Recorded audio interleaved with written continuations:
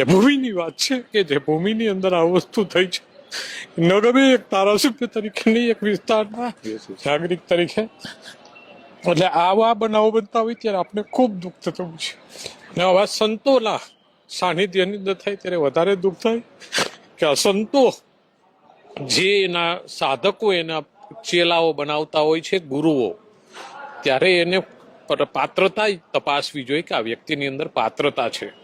જો આ પાત્રતા નહીં તપાસો ને તો તમારી પાત્રતા હવે આવનાર પેઢી કાઢી નાખશે. યુવાનો નથી માગવાના તમને, તમારી પાસે નહીં આવે. એને માતાજીમાં શ્રદ્ધા છે પણ સંતોમાં શ્રદ્ધા નહીં આવે. આ રિયાલિટી છે. એટલે આવા લોકોને સમાજમાંથી કાઢવા જોઈએ. હું તો લોકોને એવું કહું છું કે હવે જે પાખંડ કરી અને સાધુતા કરી અને સમાજને અને સનાતન ધર્મને બંધ કરી રહ્યા છે, બદનામ કરી રહ્યા છે, એવા સાધુઓ પાસે ન જવું જોઈએ.